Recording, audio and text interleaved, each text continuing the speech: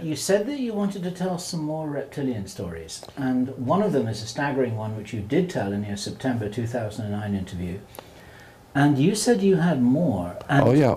These are significant in my own opinion, because of what you yourself said in the September interview, that it's actually quite important to rescue David Icke from being lampooned as the only person who's, quote, inventing all these stories about reptilians. And you know that these are not inventions, and you have heard many of these stories. I've heard these stories as far back as 1959. And you even brought some of the stories to his attention. That's right. I brought some of these actual stories to his attention, yes. And he was very courageous in coming forth very publicly to make this into a... And I think I even said that. I said that on the stage up in San Jose when David was speaking, and I was too, at a conference. And at the end of the conference, there was a question and answer, in which David was on the stage and I was too. And I said at that conference, I said, I am totally committed to the fact that there are reptile aliens here on the earth. Of that, there is no doubt in my mind. But it's not because David Icke is saying so. I've known this long before David Icke ever came into the picture. Many years ago, I have had many different stories told to me by very powerful people, people who are well-grounded, highly intelligent, well-respected people over the years have told me of their personal one-on-one encounters with reptile aliens. I have to believe when that many people, that well-grounded, intelligent people tell me things like airline pilots, bankers, real estate executives who are telling me their personal one-on-one experience with reptile aliens, I have to assume there must be something to it. Well, it's very good of you to publicly take some of the pressure off David, because David has been ridiculed for this, so let's all be ridiculed for this. More people will come forward with their stories. There's no doubt in my mind that they are here. Because it's one of the most important stories on this planet right now, and people need to know, whatever the truth is. People need to know. And I'd love you to tell some more stories which you believe are authentic, that have been reported to you, to add to the chronicles. I was doing a radio show. I was being interviewed on the Lou Epton show in Las Vegas many years ago, quite a few years. I'm thinking maybe 89. I think it was 89 or 88. So we're talking quite a few years ago. And Lou Epton at that time, dear, dear friend, Lou Epton, I love him dearly. He was a very, very wonderful man. He's still with us. He's in Las Vegas, retired.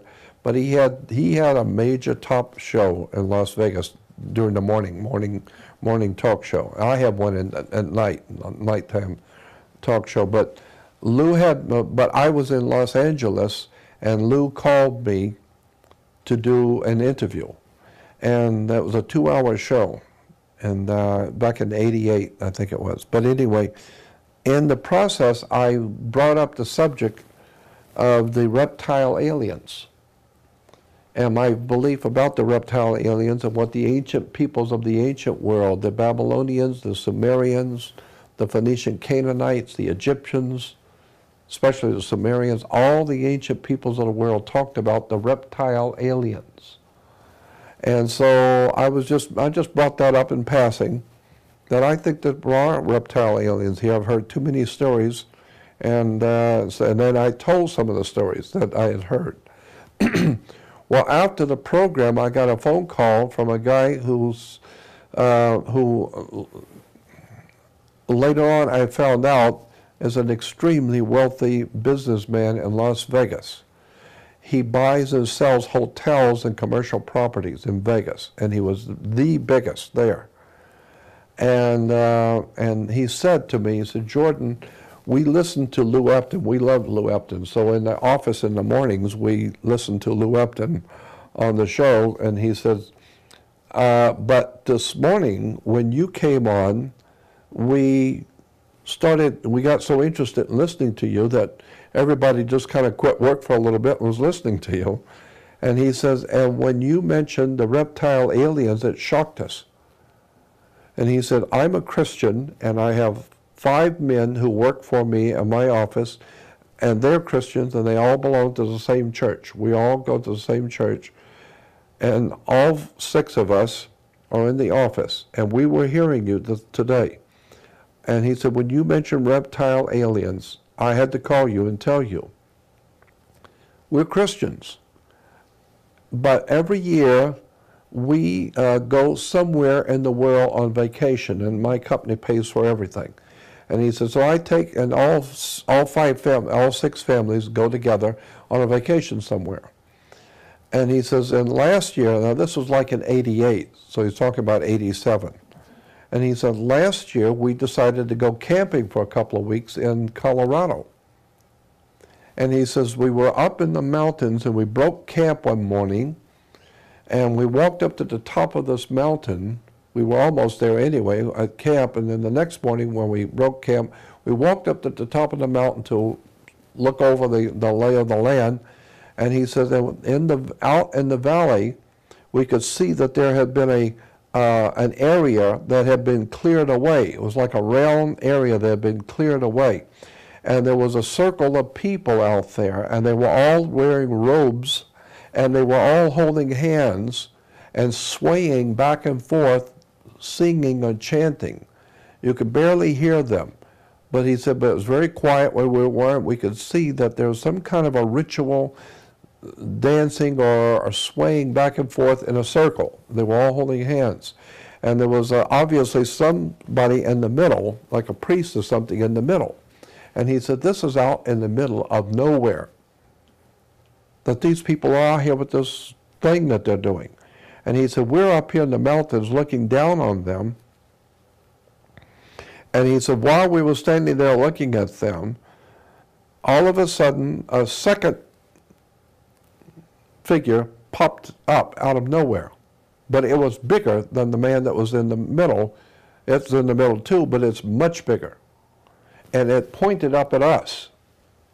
And he said, and all the singing stopped, everybody stopped and pointed. And he said, we knew we'd been had. And he says, we didn't know what was going on, but whatever it was, it just popped in out of nowhere, pointed up at us, and everybody is now pointing at us. And he said, so we figured we better just get out of here. He said, when we turned around, it was standing behind us. That thing which was down there was already behind us. That's how quick it moved.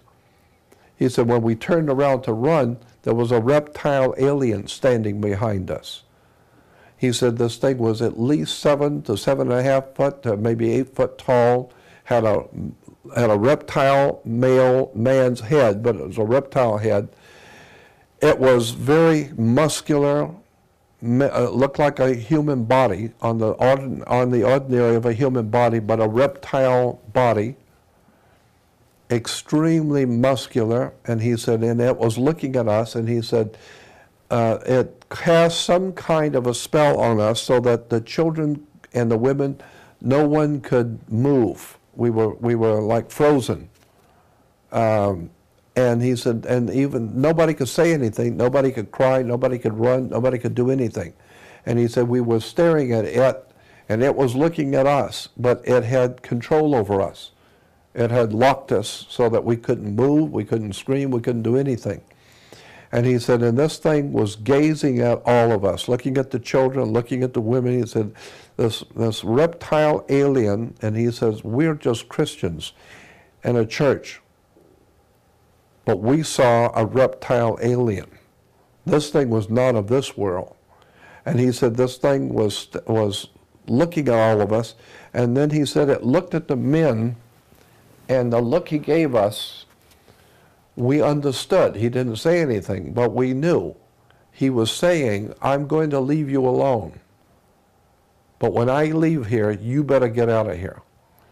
And he said, and he said the alien walked over like he was leaving, is gone.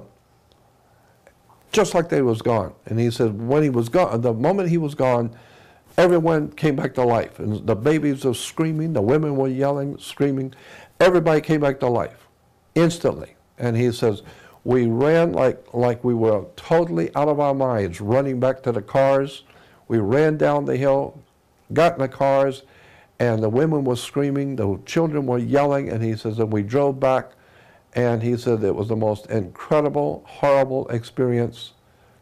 And he says, all the guys in my office will tell you, we saw a reptile alien in Colorado. So when you're talking about, he says, so when you're talking about reptile aliens in the ancient world, I got news for you. There's one we know for sure in Colorado. We saw him. And he said, this thing ran back and it went so fast, it was just, it's gone. But that's how fast it came up behind us. We knew that we'd been spotted. We turned around and it was too late. It's already standing here. And he said, so when I hear tales now about people who have seen reptile aliens, I got to tell you, there's 6 families here. We all belong to the same church, and I will guarantee you, we saw one. You can bet on it. So, and this is and I found out because I started asking questions when I was in Vegas about this man and his company. And yes, he's a very wealthy man and a very, very big company, well known in Las Vegas for buying and selling the hotels and big, big properties.